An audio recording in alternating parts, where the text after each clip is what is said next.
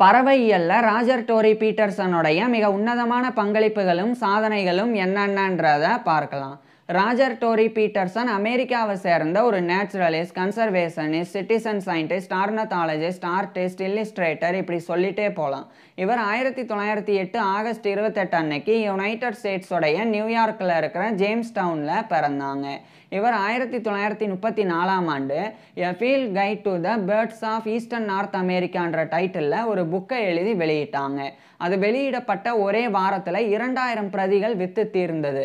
அதுக்கு காரணம், அந்த காலத்திலெல்லாம் பறவையியலாளர்கள் ஒவ்வொரு பறவைகளினுடைய வித்தியாசங்களை விளக்குறதுக்கு அந்த பறவைகளினுடைய எலும்புக்கூடுகள் மற்றும் மாதிரிகளினுடைய படங்களை புத்தகங்களில் பயன்படுத்தி வந்தாங்க. இதனால நன்கு தேர்ந்த பறவையியலாளர்கள் மற்றும் விஞ்ஞானிகள்னால மட்டும்தான் புத்தகங்களை படிக்கிறதன் மூலமாக பறவைகளுக்கு இடையில் உண்டான வித்தியாசங்களை புரிஞ்சிக்க முடிஞ்சது. மற்ற நபர்களால முடியல. ஆனால் ராஜர் டோரி பீட்டர்சன் அவருடைய புத்தகத்தில் பறவைகளினுடைய ஓவியங்களை வரைஞ்சு ஃபீல்ட் மார்க்ஸ் மூலமாக ஏரோஸை பயன்படுத்தி அந்த பறவைகளுக்கு இடையில் உண்டான வித்தியாசங்களை சுட்டி காட்டினாங்க. அதாவது ஃபீல்ட் மார்க்ஸில் கலர் பேட்டர்ன், ஷேப், பிஹேவியர் இந்த மூன்றுமே உள்ளடங்கும். உதாரணமாக இப்போ பறவைகள் இருக்குது அப்படின்னா பறவைகளினுடைய நிறம், பறவைகளினுடைய வடிவம், பறவைகளினுடைய நடத்தை, இந்த மூன்று விஷயங்களை அவர் தனித்தனியாக குறிப்பிட்டு அதை சுட்டி காட்டுறதுக்கு அம்புக்குறிகளை பயன்படுத்தினாங்க.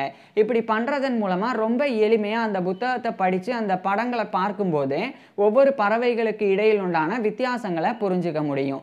உதாரணமாக இப்போ ஒயிட் பெல்லி சீ ஈகிள் அப்படின்னு ஒரு கழுகு இருக்குது. அதே மாதிரி பிளாக் ஈகிள் அப்படின்னு இன்னொரு கழுகு இருக்குது. இந்த ரெண்டு இனமும் தூரத்திலிருந்து பார்க்குறதுக்கு ஒரே மாதிரி இருக்கும். ஆனால் அதுக்கு வித்தியாசம் இருக்குது. உதாரணத்துக்கு இப்போ இந்த ஃபீல்ட் மார்க்ஸை பொறுத்த வரைக்கும் ஃபஸ்ட்டு நிறத்தை வச்சு பார்த்தோம்னா இந்த ஒயிட் பெல்லி சீ ஈகிள் அதனுடைய தலை, கழுத்து பகுதி, வயிற்று பகுதி எல்லாம் ஒயிட் கலரில் இருக்கும். அதனுடைய முதுகு பகுதியும் இறகும் அது பிளாக் கலரில் இருக்கும். அதே சமயம் அந்த பிளாக் ஈகிள் அது முழுமையாக பிளாக் கலரில் இருக்கும். இது நிறத்தின் அடிப்படையில். அதுக்கப்புறமா அதனுடைய வடிவத்தின் அடிப்படையில் வித்தியாசம் பார்க்கும்போது இந்த ஒயிட் பெல்லி சீ ஈகிளோடைய அழகுக்கும் அதே மாதிரி அந்த பிளாக் ஈகிளோடைய அழகுக்கும் வித்தியாசம் இருக்கும்.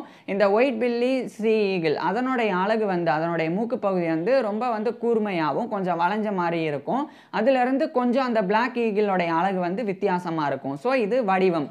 அதுக்கப்புறமா இவைகளினுடைய நடத்தை. இப்போ ஒயிட் பெல்லி சீ ஈகிளை பொறுத்த வரைக்கும் இந்த ஒயிட் பெல்லி சீ ஈகிள் கடலுக்கு மேலே, கடலுக்கு பக்கத்தில் வானத்தில் ரொம்ப உயரத்தில் வட்டமிட்டு பறக்கும். அது பார்க்குறதுக்கே கம்பீரமாக இருக்கும். அதே சமயம் இந்த பிளாக் ஈகிள் இது மலைப்பகுதிகளில், தாழ்வான பகுதிகளில் பறக்கும். ஸோ இப்படி இதனுடைய நடத்தையை வச்சு இவைகளினுடைய வித்தியாசங்களை தெரிஞ்சுக்கலாம்.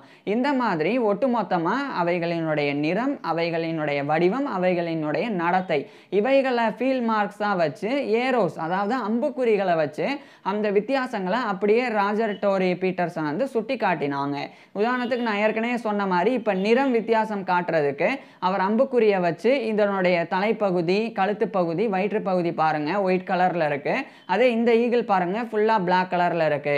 ஸோ இப்படி அம்புக்குறிகளை பயன்படுத்துறதன் மூலமாக ரொம்ப எளிமையாக சாதாரண மக்களே பார்க்கறதன் மூலமாகவே பறவைகளுக்கு இடையில் உண்டான வித்தியாசங்களை புரிஞ்சுக்க முடியும். அதே மாதிரி இன்னும் சில பறவைகள் ரொம்ப பார்க்குறதுக்கு ஒரே மாதிரி இருக்கும். சின்ன சின்ன ஏதாவது ஒரு வித்தியாசம்தான். அதாவது கலரும் ஒரே மாதிரி இருக்கும், ஷேப்பும் ஒரே மாதிரி இருக்கும். ஆனால் பிஹேவியரில் மட்டும் கொஞ்சம் மாற்றம் இருக்கும்.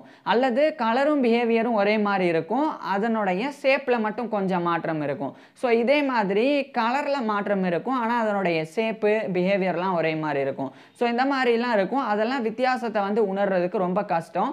அந்த வித்தியாசங்களை ரொம்ப அழகாக இவர் ஃபீல்ட் மார்க்ஸ் மூலமாக ராஜர் டோரி பீட்டர்சன் விளக்கி.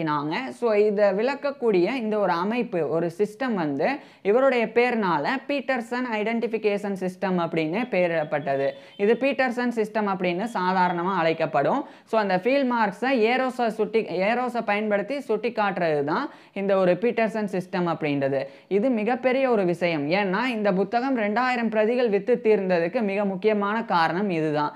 இதனால நிறைய சாதாரண பாமரர்களும் பறவைகளை பற்றி தெரிஞ்சுக்கிறதுக்கு ரொம்ப ஒரு ஏதுவான புத்தகமாக ராஜர் டோரி பீட்டர்சனுடைய படைப்பு இருந்தது. அதுக்கப்புறமா இவர் வந்து இது ரொம்ப ஃபேமஸ் ஆனோடனே அடுத்தடுத்து பதிப்புகளை இவர் வந்து வெளியிட்டாங்க. குறிப்பாக 1939, 1941 இது மாதிரியான ஆண்டுகளில் அடுத்தடுத்து இதனுடைய அடுத்தடுத்த அடிஷன்ஸ் வந்து ராஜர் டோரி பீட்டர்சன் அந்த புத்தகத்தை வந்து வெளியிட்டு வந்தாங்க. இந்த நிலையில் ராஜர் டோரி பீட்டர்சன் வந்து அந்த நேஷனல் ஆடுவான் சொசைட்டி, அதே மாதிரி international committee for bird preservation, அது மாதிரியான நிறைய கமிட்டிஸ் சொசைட்டிஸ் அதிலெல்லாம் இவர் வந்து பங்கு வகித்தாங்க. குறிப்பாக பெரிய லீடர்ஷிப் பொறுப்புலலாம் இருந்தாங்க. குறிப்பாக 1941ஆம் ஆண்டு அந்த நேஷனல் ஆடுவான் சொசைட்டி அவங்க தரப்பிலிருந்து ஒரு எஜுகேஷனல் ப்ரோக்ராம் உருவாக்கப்பட்டது பறவையியல்ல. அதுக்கு இவர் ராஜர் டோரி பீட்டர்சன் தான் ரொம்ப முக்கிய காரணமாக இருந்தாங்க. இதுக்கப்புறம் ராஜர் டோரி பீட்டர்சன் வந்து வெறும் பறவைகளை மட்டும் இல்லாமல் இதே மாதிரியே பூக்கள், குறிப்பாக வந்து ஒயில்டு ஃப்ளவர்ஸ் காட்டுப்பூக்கள், அதுக்கப்புறமா வந்து அனிமல்ஸ் விலங்குகள், மேமல்ஸ் பாலூட்டிகள், அதே மாதிரி ரெப்டைல்ஸ் அப்படின்ற ஊர்வன விலங்குகள், அப்படி அதே மாதிரி இன்செக்ட்ஸ்ன்ற பூச்சிகள் எல்லாத்தினுடைய வித்தியாசங்களையும் இந்த மாதிரி ஃபீல்ட் மார்க்ஸை வச்சு ஏரோஸை பயன்படுத்தி இவர் வந்து சுட்டி காட்டி விளக்கினாங்க. ஸோ தொடர்ச்சி அடுத்தடுத்து எ field guide to the wild flowers, a field guide to the animals அப்படின்லாம் இவர் வந்து தொடர்ச்சியாக நிறைய புத்தகங்களை வெளியிட்டாங்க. ஸோ பறவையியலை தாண்டி நேச்சுரல் வேர்ல்டில் எண்ணிலடங்காத உயிரினங்களினுடைய வித்தியாசங்களை ராஜர் டோரி பீட்டர்சன் வந்து விளக்கி வந்தாங்க. இதனால இவர் காலப்போக்கில் ரொம்ப ஃபேமஸ் ஆக ஆரம்பிச்சிருந்தாங்க. அதுக்கப்புறமா ராஜர் டோரி பீட்டர்சன் பண்ண மிக முக்கியமான ஒரு விஷயம் என்னன்னா 1950களில் இருந்து இவர் வந்து பறவைகளை பாதுகாக்கணும் அப்படின்னு ரொம்ப தீவிரமாக பேச தொடங்கியிருந்தாங்க. பறவைகள் வந்து கஷ்டப்பட தொடங்குது, சிக்கலை அனுபவிக்க தொடங்குது அப்படின்னா நமக்கு தெரியும் கண்டிப்பாக மனிதர்களும் கூடிய சீக்கிரம் அந்த சிக்கல்களை அனுபவிக்க தொடங்குவோம் அப்படின்னு ராஜர் டோரி பீட்டர்சன் வந்து வலியுறுத்தி வந்தாங்க. ஸோ ஒவ்வொரு உயிரினத்தையும் சார்ந்து ஒவ்வொரு உயிரினங்கள் இருக்கு. அதனால பறவைகள் இல்லாத உலகத்தில் மனிதர்கள் வாழ முடியாது அப்படின்றத ராஜர் டோரி பீட்டர்சன் வந்து வலியுறுத்த தொடங்கியிருந்தாங்க. அது மட்டும் இல்லாமல் ரொம்ப ஃபேமஸான சில ஒர்க்ஸை கூட ராஜர் டோரி பீட்டர்சன் வந்து எழுதி வெளியிட்டு வந்தாங்க. குறிப்பாக இவர் வந்து 1947ஆம் ஆண்டு அந்த எ field guide to the birds அதனுடைய இன்னொரு ஒர்க்கையும் எழுதி வெளியிட்டிருந்தாங்க. அதுக்கப்புறமா 1954ஆம் ஆண்டு ராஜர் டோரி பீட்டர்சன் வந்து a field guide to the birds of western North America அப்படின்னு சொல்லி ஒரு ஒர்க்கை வெளியிட்டாங்க. ஃபஸ்ட்டு ஈஸ்டர்ன் நார்த் அமெரிக்கா பற்றி வெளியிட்டிருந்தாங்க, அதாவது கிழக்கு வட அமெரிக்கா. இப்போ இவர் வந்து மேற்கு வட அமெரிக்கா அங்கே இருக்கக்கூடிய பறவைகள் பற்றி அதனுடைய வித்தியாசங்கள் பற்றி எழுதி வெளியிட்டிருந்தாங்க. அதுக்கப்புறமா அதே காலத்திலேயே இவர் வந்து a field guide to the birds of Britain and Europe அப்படின்னு சொல்லி ஒட்டுமொத்தமாக பிரிட்டன் மற்றும் ஐரோப்பா அங்கே இருக்கக்கூடிய பறவைகளினுடைய ஃபில் மார்க்ஸை வந்து இவர் வந்து எழுதி அதை படங்களாகவும் வரைஞ்சி வெளியிட்டிருந்தாங்க. இதெல்லாம் கடந்து இவர் வந்து ஒரு ஜே ஃபிஷர் அப்படின்ற ஒரு நபர் அவர் கூட இணைஞ்சு 1955 காலகட்டத்தில் அவர் வந்து ஒயில்ட் அமெரிக்கா அப்படின்னு சொல்லி ஒரு புக்கையும் வெளியிட்டாங்க. அதுவும் ரொம்ப ஃபேமஸ் ஆனது. இதுக்கப்புறமா இவர் மிக முக்கியமான ஒரு விஷயத்தை நோக்கி ராஜர் டோரி பீட்டர்சன் வந்து அவதானிக்க தொடங்கியிருந்தாங்க. அதாவது அந்த காலத்தில் இவர் வாழ்ந்த பகுதியில் இருக்கக்கூடிய ஆஸ்ப்ரீஸ், அதாவது மீன்கொத்திகள், அதே மாதிரி பால்ட் ஈகிள் அப்படின்ற இந்த அமெரிக்காவினுடைய தேசிய பறவையான கழுகு இனம். ஸோ அதெல்லாமே வந்து அழிஞ்சிட்டே வந்தது. அது எதனால் அப்படின்னு ராஜர் டோரி பீட்டர்சன் வந்து ரொம்ப நுணுக்கமாக கவனித்து வந்தாங்க. அப்போ தான் ஒரு விஷயத்தை ராஜர் டோரி பீட்டர்சன் வந்து உணர்ந்தாங்க. அந்த காலத்துலலாம் இந்த பெஸ்டிசைட்ஸ், அதாவது பூச்சிக்கொல்லிகளாம் டிடிடி அப்படின்றது பயன்படுத்தப்பட்டு வந்தது. அந்த டிடிடி அது வந்து வயல்களில் பயன்படுத்தப்படுறனால இந்த பறவைகளெல்லாம் இறந்து போகுது அப்படின்னு ராஜர் டோரி பீட்டர்சன் வந்து வலியுறுத்த தொடங்கியிருந்தாங்க. அது எப்படி அப்படின்னா, இப்போ பூச்சியை கொல்றதுக்கு பூச்சிக்கொல்லி வந்து டிடிடி வந்து வயல்களில் பயன்படுத்தப்பட்டது. அப்படி பயன்படுத்தப்பட்ட உடனே அந்த வயல்கள் சார்ந்த இடத்தில் இருக்கக்கூடிய நீர், அந்த மண் எல்லாத்துலேயுமே அந்த பூச்சிக்கொல்லிகள் வந்து தெளிக்கப்பட்டது.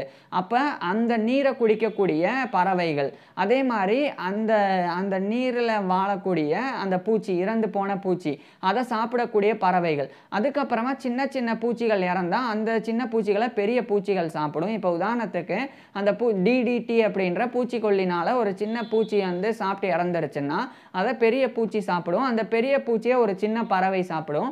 அந்த சின்ன பறவையை பெரிய பெரிய கழுகு போன்ற பறவைகள் சாப்பிடும். அப்படி பண்ணுறதன் மூலமாக இது வந்து பயோ அக்குமுலேஷன் அப்படின்னு அழைக்கப்படும். ஸோ இந்த பயோ அக்குமுலேஷன் மூலமாக, அதாவது இந்த பயோ அக்குமுலேஷன் அப்படின்னா என்னென்னா, ஒரு ஒரு சின்ன ஒரு பூச்சி அந்த பூச்சிக்கொல்லியை உண்டனால அது இறந்தனால அதை பெரிய பூச்சி சாப்பிட்டு அதை ஒரு சின்ன பறவை சாப்பிட்டு அதை ஒரு பெரிய பறவை சாப்பிட்டனால அந்த பெரிய பறவை வந்து உயிரிழக்கும். சில நேரங்களில் அந்த பெரிய பறவைகள் இடக்கூடிய முட்டைகள் வந்து ரொம்ப மென்மையாக இருக்கும், அதனுடைய ஓடுகள் அதாவது ரொம்ப எலுகுவாக ஈஸியாக உடையிற மாதிரி இருக்கும். அதனால் அதுக்குள்ளே வந்து பறவைகளினுடைய குஞ்சுகள் வந்து வளர முடியாமல் அது வந்து அழிஞ்சு போயிடும். இதனாலையும் பறவை இனங்கள் வந்து குறையும். ஸோ இதெல்லாத்தையுமே ராஜர் டோரி பீட்டர்சன் வந்து ரொம்ப ஆதாரபூர்வமாக விளக்கி வந்தாங்க.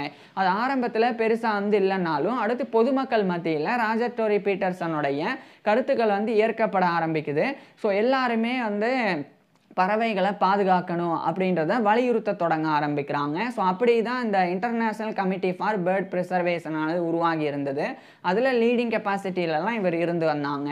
அதுக்கப்புறமா என்வாயர்மெண்டல் ப்ரொடெக்ஷன் ஏஜென்சி EPA அவங்க தரப்பிலிருந்து 1972ஆம் ஆண்டு அந்த DDT அப்படின்ற பூச்சிக்கொல்லிக்கு வந்து தடையிடப்பட்டது.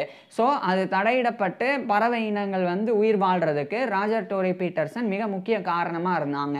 இதுக்கப்புறமா ராஜர் டோரி பீட்டர்சன் 1980ஆம் ஆண்டு அந்த இவருடைய ஃபீல்டு கைடு பேர்ட் சம்மந்தப்பட்டது அதனுடைய 5th எடிஷன் வெளியிட்டாங்க. அதை வந்து field guide to the birds of eastern central north அமெரிக்கான்ற title, eastern and central north அமெரிக்கான்ற டைட்டிலில் அவர் வந்து வெளியிட்டாங்க. இதை வந்து ரொம்ப அப்டேட் பண்ணியிருந்தாங்க. ஏற்கனவே இவர் வெளியிட்ட புத்தகங்களை விட இதில் என்ன முக்கியமாக இருந்ததுன்னா இன்னும் துல்லியமான ஓவியங்கள் இருந்தது, மேலும் இன்னும் துல்லியமான வித்தியாசங்கள் அதில் வந்து இருந்தது. ஸோ அந்த மாதிரி அந்த புத்தகத்தை அப்டேட் பண்ணி வெளியிட்டிருந்தாங்க. இந்த காலத்துலலாம் ராஜர் டோரி பீட்டர்சனுடைய புத்தகங்கள் வந்து மில்லியன் கணக்கில், அதாவது கோடிக்கணக்கான புத்தகங்கள் வந்து விற்று தீர்ந்திருந்தது.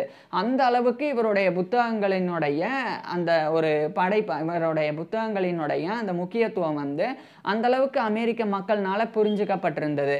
இன்ஃபேக்ட் சொல்ல போனால் அமெரிக்காவில் மட்டும் இல்லாமல் இவர் வந்து நான் ஏற்கனவே சொன்ன மாதிரி பிரிட்டன், யூரோப்லாம் இருக்கக்கூடிய அங்கே இருக்கக்கூடிய பறவைகள் பற்றி இவர் வந்து எழுதி வெளியிட்டனால உலகம் முழுவதிலும் ராஜர் டோரி பீட்டர்சன் இந்த காலகட்டத்தில் ஃபேமஸ் ஆனாங்க.